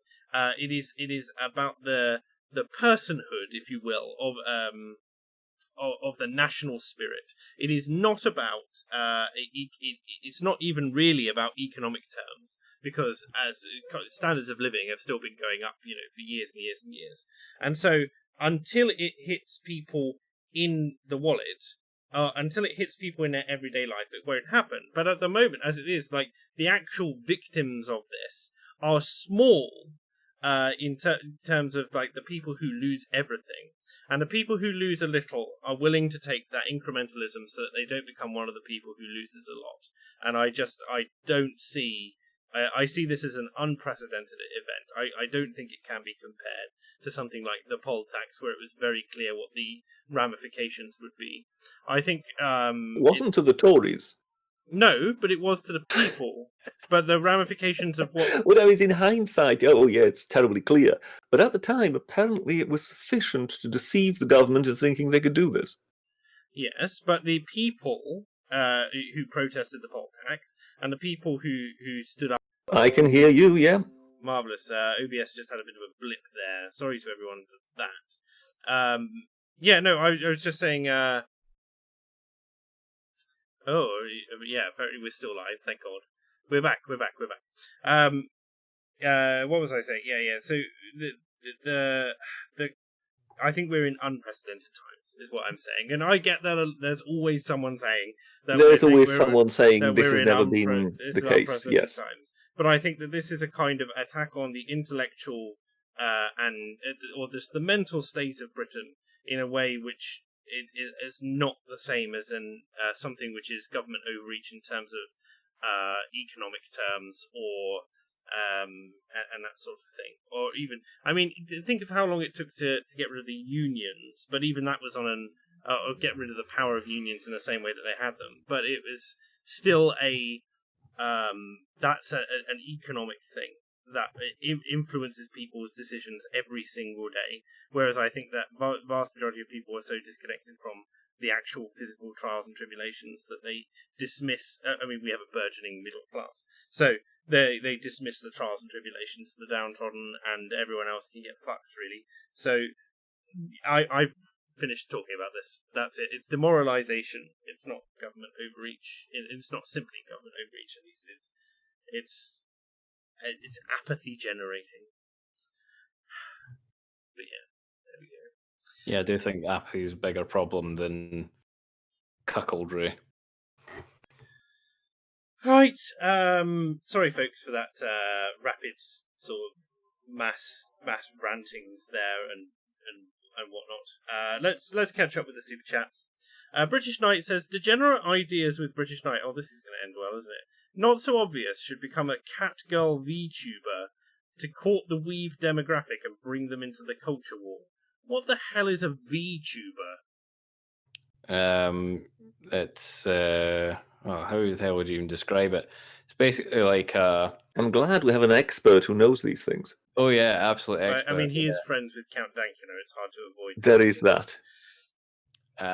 So basically, it's like it's somebody that's playing a game usually, and this is a Boomer Explains, by the way, just in case you're wondering. It isn't going to be all that accurate, but basically, because I mean, I'm not a gamer or anything like that, but yeah, so like it's someone playing a game, but they've got an avatar that's an AI, usually kind of like an anime sort of character. And they're extremely weeby and kawaii and all that kind of nonsense. Basically, that's okay. So my general response to this degenerate idea, British Knight, is if you want to do that and you think it's going to be profitable, off you go. But I am not a thought.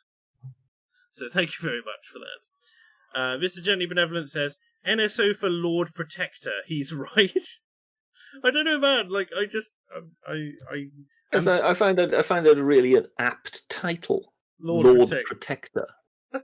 Yes, because the Lord Protector would eventually start behaving like Oliver Cromwell soon enough. Or perhaps I'm a bit more like Denethor from Gondor in Lord of the Rings, so I'll go mad after all and burn my own son or something.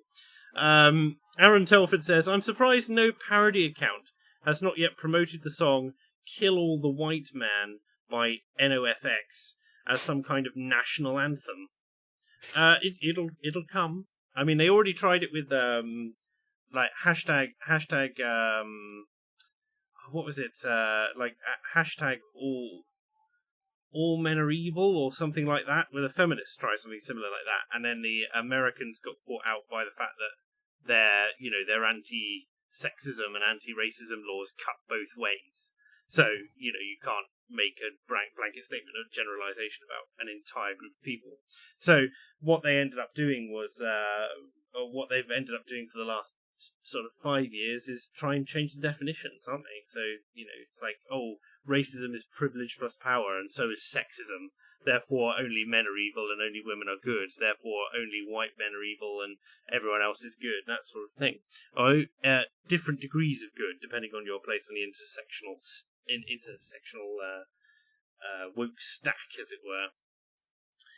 Hagnar the Viking, thanks for $10, man, says, Big Brain Take, what if this race theory nonsense is a long game that America made to screw the Brits over for burning the White House, so that even a cop yeeting a guy in America makes the British act weird?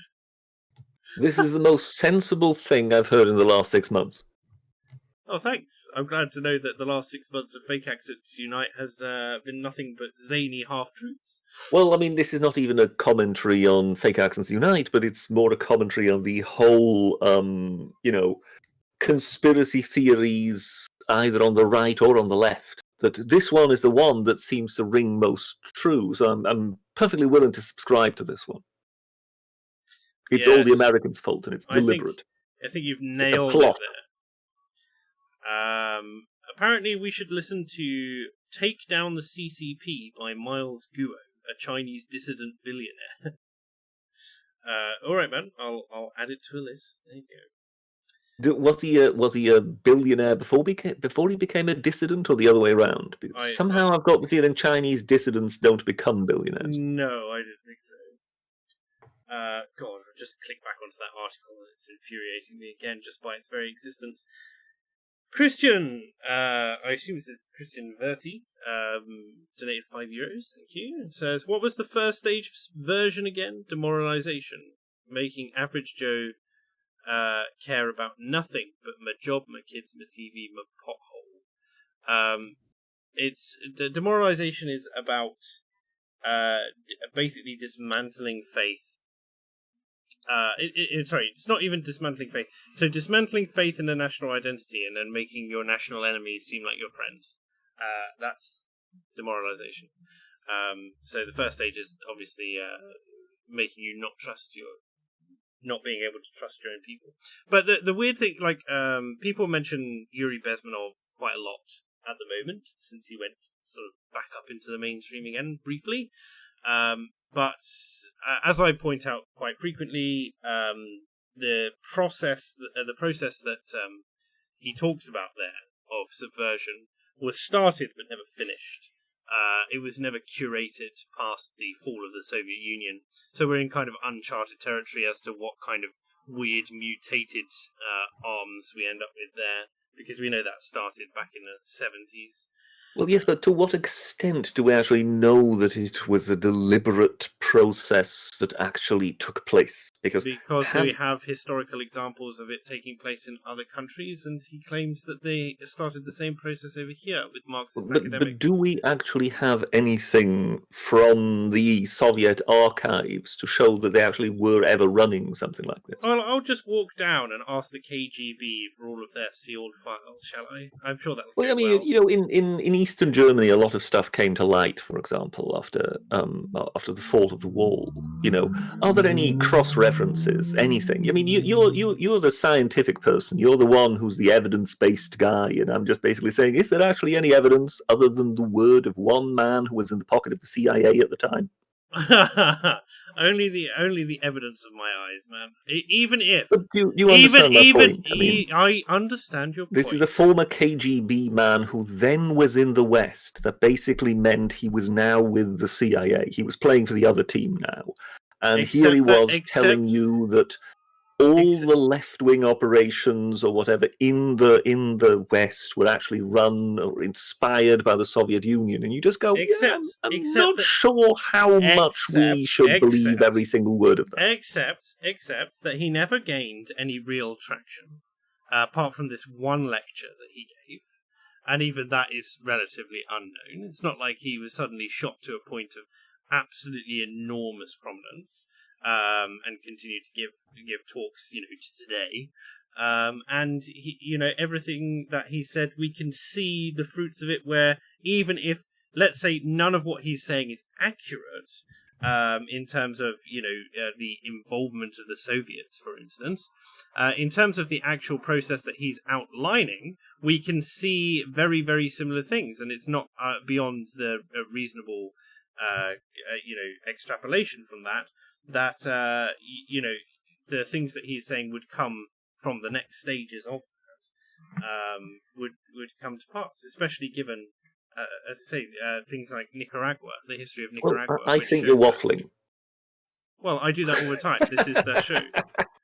So, the way I see it, it's just basically you have someone saying something that could indeed be true, but at the same time, he is, the people who are picking up what he says are largely an audience that, in a way, quite like the idea of what he says because it discredits the people they oppose. And it describes reality.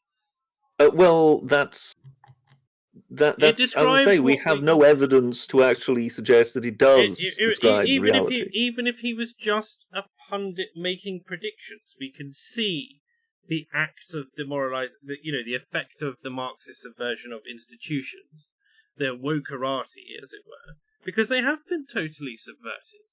And so it's not. I disagree with certain things where he says, we should ban Marxism over here. In its entirety, but I think that it's never mind. Let's move on.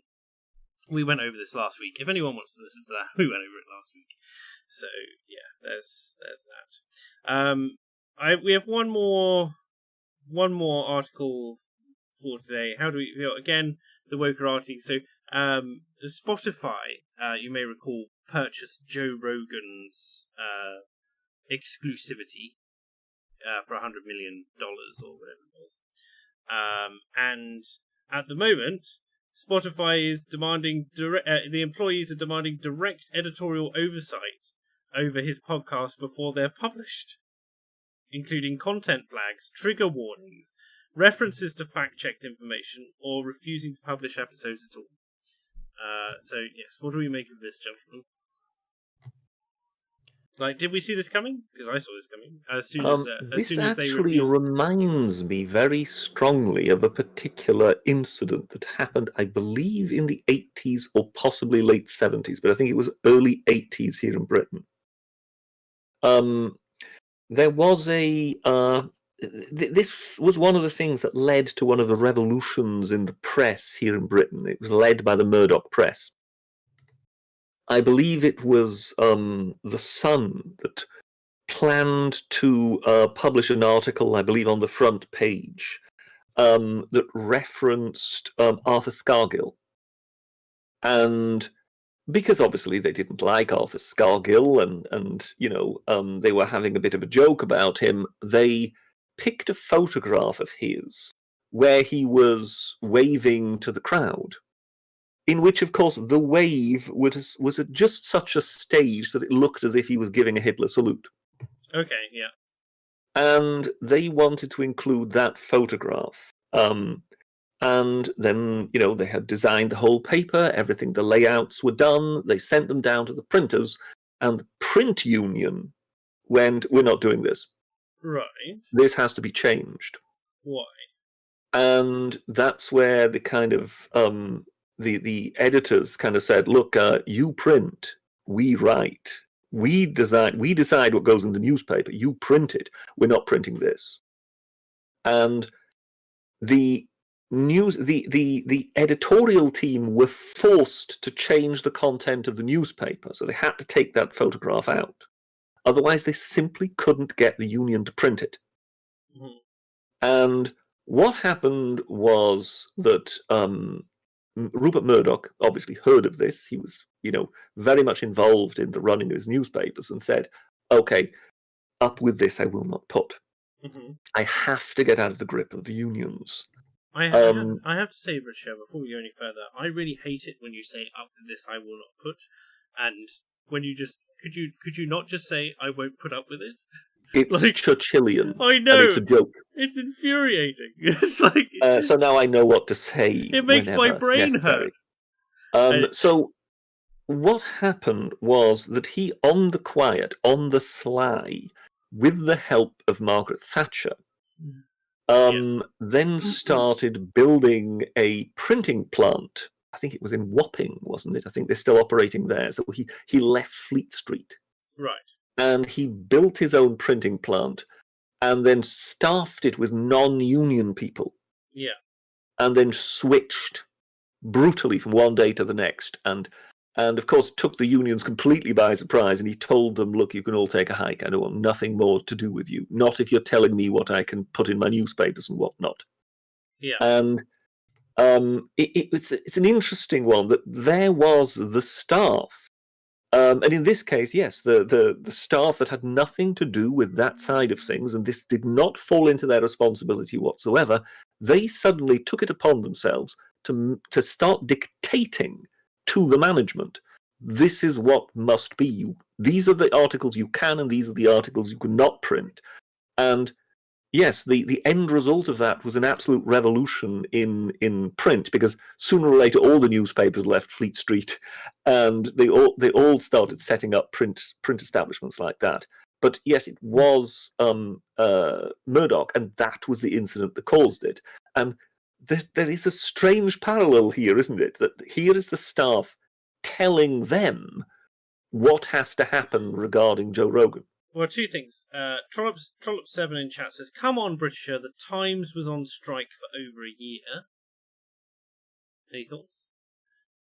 To be honest, I don't know. Okay. But this could well, because I believe the whole print thing was moved to Wapping. So if some of the reporters went on strike, I don't know.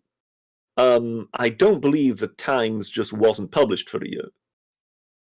So it could well be that they went through a whole load of shenanigans for a year, in the same way that BBC has had strikes and all sorts of things go on, but the product just kept on running. And I still believe that Rupert Murdoch regards that particular change as one of his proudest ever moments, because he basically later in the interview said he would never contemplate giving in being told what has to be in his newspapers. Well, I think with Joe Rogan, he has an exclusivity. His exclusivity contract is predicated on them not interfering. So I don't know if he's commented as yet on the fact that 40 of his podcasts were not uploaded for, quote, transphobic content or something, including his interview with Sargon. And I wonder whether or not that's a breach in terms, or whether or not them refusing to air a podcast is just up to them. But he basically, I think if they start meddling, he can just take the money and walk. Although that's what I hope anyway, because then he can just laugh his way all the way to the bank and go straight back to YouTube and carry on. Well, we will see. I mean, I can't comment because I really don't know. Fair enough. Couple super chats coming in. Where's this gone now? Oh, there we go. British Knight says, "Follow up, £20. Thank you, British Knight. VTubers are why would we go back to VTube? VTubers are YouTubers who motion track their movements and project them onto an anime avatar to bring them to life. Groups like HoloLive are a good example of this existing as a business model. It's good fun. Maybe for charity at some point in the future if I ever reach 1 million subscribers. But I don't think it's ever happening for this. As I, at the moment, stand to be unsure of whether or not I'll hit 10,000 subscribers. That's how unbelievable I find that. But thanks, British Knight, regardless for your degenerate description. Hagnar the Viking says, "We will know when Britisher gets off his fence when he calls himself Britannicus and asks for a way to solve the German question." I think they're trying to radicalise you again, Britisher. Yes. Well, I mean, I think they're trying, if anything, they're trying to de-radicalise me, because they're more than likely aware of what I've been up to in the week that was this weekend and how I upset all the Republicans. Oh, go on. Go on, I'll bite. What have you said to upset the Republicans? Well, it was about the Supreme Court justice shenanigans that are going on at the moment. And I had the audacity to actually remind people what the various people concerned had actually been saying at the end of the Obama presidency. So at the end of the Obama, in the last year of the Obama presidency, there was a vacancy for the Supreme Court. Yes. And, it's the last year, can't possibly really do that.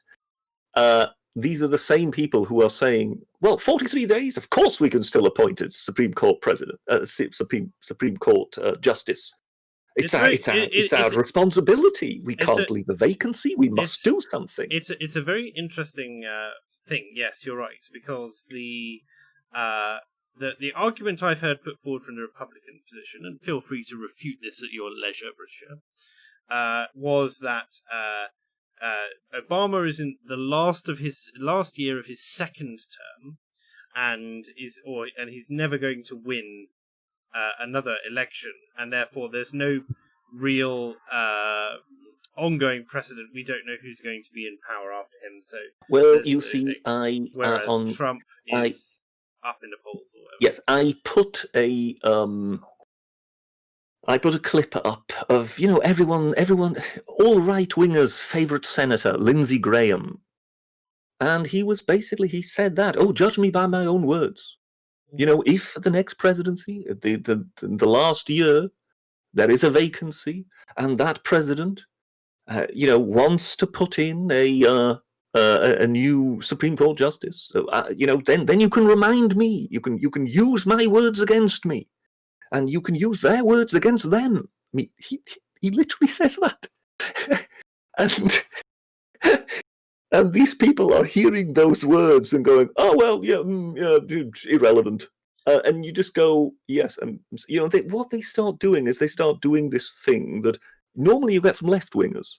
Yeah. Oh, well, you see, it's all about power. It's about who controls the Senate. You don't understand. It's about the power. And Obama didn't have the power then. And you think, well, yeah, aren't you always the ones who say that left-wingers see everything through the prism of power? And here you are, disregarding what your own people said because it suits you, and instead you're using the argument of power, and you somehow think that makes it right. It is a funny thing, isn't it? Because they can see that it would be an advantage, right?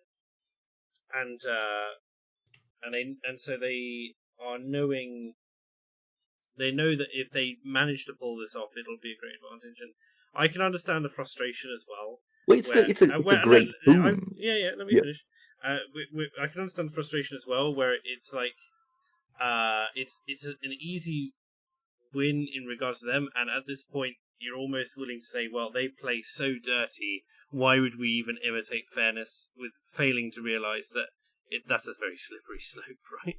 Yeah, I say the moment you use that argument, never complain about your opposition lying again. Chat is saying, J.E. says, pretty sure there's more to that Lindsey Graham quote. No, there isn't. No, listen to the whole thing in the full length. There isn't any more to that Lindsey Graham quote. Just listen to it. And since Goen says, British, are we ignoring that the Democrats changed the requirements to elect a SCOTUS? Well, again, we can now sort of, I have a technicality from 1978. No, people saying it's not acceptable to have a president nominate somebody in the last year of the presidency. And the reason I mentioned Lindsey Graham, just before I forget, was because he actually specifically said within the first term, if at the end of the first term he wishes to nominate someone in the last year. So this whole thing of this was Obama's second term, whereas this is Trump's first term, no, it's covered by Lindsey Graham in the very thing in which he puts his own foot in his own mouth. So you've got people telling you on Twitter and in the comment section, oh, well, you see, that was a mistake then, but now we're doing the right thing. And you just go, well, no, it's the same people. They're contradicting themselves. Trump requested. So basically, Lindsey Graham refers to both Ted Cruz and Donald Trump requesting that it be postponed. And this is now the same guy who says, it is my duty to introduce this forthwith. Lindsey Graham apparently doesn't make the law. He doesn't remember. Well, he doesn't make the law. Chat sources say, who gives a shit what Graham said? He doesn't represent the whole party. Lindsey Graham, let me see. Who gives... his argument is Graham said something. Lindsey Graham is a bloke where you learn something every day. I don't disagree with you on whatever the man with a woman's name said, but that's the same for any politician. Mitch McConnell is also in it, by the way. He also had a quote of saying this is unacceptable, and the people should have a vote in, who the next, should have a say, because, of course, according to who they select as president, they would then effectively have a say as to who the next Supreme Court justice would be. Funnily enough, it is the same Mitch McConnell who is now Republican, Senate leader, who then comes out and says, "Oh yes, he will make sure that there is time for a vote for this." At the end of the day, I think the hypocrisy is staggering. Now, British, I haven't been following this greatly, and so please take my uneducated perspective for what it is. But I think politicians posturing. I've seen quite a lot of screaming and screeching from both sides over this issue. From the punditry, as it were. But if it's, I just look at it and I go, what will happen will happen. If it's legal, he'll get away with it. In that sense. It's legal, right? There is no legal impediment to this whatsoever. If it's unlawful or not in the spirit of the Constitution or something like that, then which I think was the reason given for the last time, then it won't get through. And the reason it didn't get through last time round was simply because the Republicans had a majority and they didn't want to allow it. But their lie of convenience was, it's the last year and it's unacceptable. Now it's the last year of their president and they still have a majority in the House. Politicians being two-faced, British, surely. Well, yes, but then please, can all the Republicans say, yes, our president and our senators are all two-faced? Because remember, there's only 43 days to the election. This is the one thing that I say. And I mentioned it in the video. I think this can do them damage. I think this can do them real harm. And they're sort of saying, this is how politics works and whatever we could. No, these lies are so blatant. This will make perfect attack ad fodder for the other side. Now, if Trump wins the election, he gets to nominate the Supreme Court justice anyway. But if he goes through with this, the others then can use this. And the MAGA people, they're not going to be swung. The Antifa guys on the other side, they're not going to be swung. But what about the folks in the middle? Those people he has to win over, who then look at something quite that blatant and go, hang on a moment, he said one thing one moment and he said the other thing, the opposite the next moment when it suited him. I think this is a misstep by the Republicans. I can see why they're doing it. There is this argument that some people are saying is, they're trying to get as many people into the Supreme Court prior to the election because one is afraid there might be shenanigans in the Supreme Court after the election, because it's far from sure whether either side is going to accept the results, if you know what I mean. But you are looking at people who are on record saying that this is unacceptable and who are then doing it. And any attempt at trying to argue this away is just pure folly. You know where you're at that point where you just can't have an opinion because you just... I'm not familiar with any of the processes involved. I'm not familiar with the story in any particular capacity, and I do not want to provide misinformation. So I just... He's ducking it, ladies and gentlemen. The Britisher has provided his opinion. The Americans in the chat are very displeased. So Something tells me that none of them are Democrats. It's just a wild guess. I mean, forgive me for assuming, but... Dear. All right. This is if I can just before then I know you want to move on, but if I can just, this is one of the things that really, really I find strange. Being of a different era, so to speak. That once upon a time, 20,000 years old. Precisely. Once upon a time, yes, the politicians lied and connived, but the people didn't lie and connive for them. But we have entered this age, particularly with social media, where now the followers of the politicians are lying and conniving for them. Because, I'm sorry, folks, it's quite clear. They said one thing and now they're doing another. For then the politicians to kind of be squirming and slithering, that's one thing. But now we've in a way got the ordinary people doing it on their champion's behalf. And I find that disconcerting. But then, of course, I come from a more innocent, naive time. You hear that? Britisher is naive and innocent and waiting for your messages. Thank you, Britisher. People have said a couple of comments. British Knight says, Trump should do it. Why? Because fuck 'em. That's why. It's always a good reason, isn't it, Britisher? Let's forego any process, any history, any interest. But I think that is very much the spirit of the age, and I think that is the way in which people are seeing it. Yes, I think in that regard, British Knight has kind of got his finger on the button there. That is pretty much the way in which this is being approached. The exasperation is real. Hagnar the Viking says, only thing worse than the US Republican Party is the Optimates faction. Both are optic simps, Britannicus. There's a pretend quote from Britannicus there. Nathan Brake says, the Democrats have no honour. They want to stack the courts, add states to shift the balance. Being honourable will screw us. I mean, that's the argument that's made by everyone who has given up on the process, I suppose. Again, I really don't want to comment on it because I don't understand. I don't know where the failing is being made, if that makes sense. Like, I can see the hypocrisy, but I haven't done my reading on it.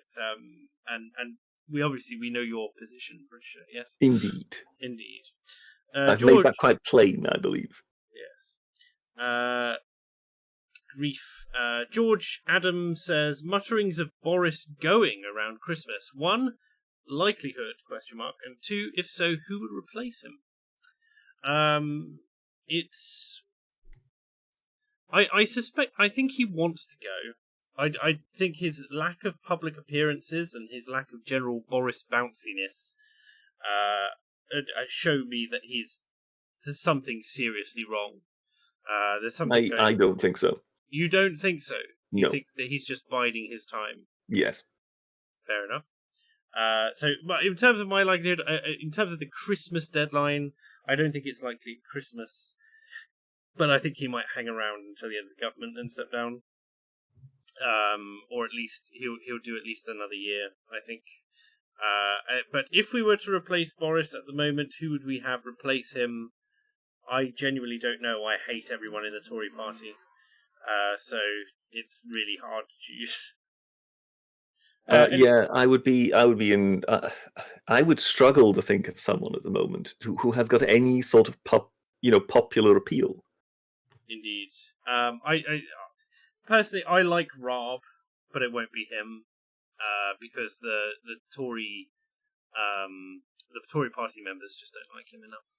So, but that would be my candidate anyway. Any choices from you, Tailed? No, past Karen at the moment. Fair enough. It's not your government, is it? No. I can't remember any of their names anyway. Emily Cooper says, would it have been more moral for Julius Caesar to have had Brutus killed, knowing that he was about to be assassinated by him? Well, that's the thing, can you kill someone prior to them having committed the crime? I mean, if he would have known that he was conspiring and then had him killed because he knew of the conspiracy, then that would be one thing. But if he just kills him out of the blue because he suspects he will do something, then we're in very shaky moral ground, aren't we? But what I would like to point out in that regard is that there is, in a way, a sort of double moral danger, some jeopardy of sorts. And that is that there was a persistent rumor that Brutus was in fact Julius Caesar's son. And that, of course, made the killing of Caesar by Brutus a extremely grave sin. But it also would have been rather suspect for Caesar to then be killing Brutus. Now, of course, this was all hearsay in the day, but Brutus's mother was in fact the love of Caesar's life. So in that regard, it could well have been. I think Caesar would have been deemed about 16 at the age in which he would have had to sire Brutus, so that is possible. But when it comes to sort of, official fatherhood and whatever, Brutus did indeed have an official father. In the official annals, that's not the case. But when it comes to the unofficial side of things, there's a possibility indeed that that Brutus was Caesar's son, which makes the whole stabby thing even more scandalous. Yeah, it would have been patricide. Yes. So we're saying that was generally deemed the worst possible crime in sort of in ancient Rome. There is in fact a court case we know about in which Cicero defended someone accused of patricide and managed to successfully defend him. But the penalty for patricide was severe. So they would first they would scourge you. I believe Christ had a taste of that. First they would scourge you, then they would throw you into a sack, together with, what was it? A snake, a cockerel, a dog. Is it a cat? I'm not sure. Obviously. Then they would tie that. They would tie that tight and throw it into the Tiber. So you were freshly scourged, clinging on to life. No, I'm quite sure they also threw a rat in there. So those animals were kind of thrown into a sack. It was tied up. You were inside this sack with these creatures going berserk. And then you were thrown into the Tiber to float down the river to your demise. So, yes, the Romans had a way of sort of saying this is the ultimate crime. Up with this, we will not put. The RSPAA would surely have an issue with that today. Yes, I'm quite sure they would do, and they would have no objection against what happened to the poor man. The question was, if Brutus is going to commit patricide or not, if Caesar finds out about it, is it moral for him to commit filicide? If he actually knows of the conspiracy, I guess it would be moral to defend himself.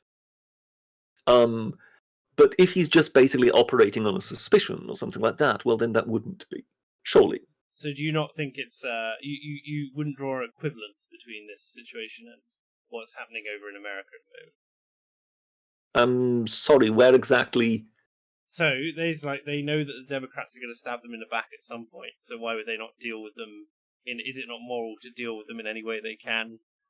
Well, but is this, as I say, is this self-defense? Is Trump about to be murdered unless he manages to get somebody into the Supreme Court?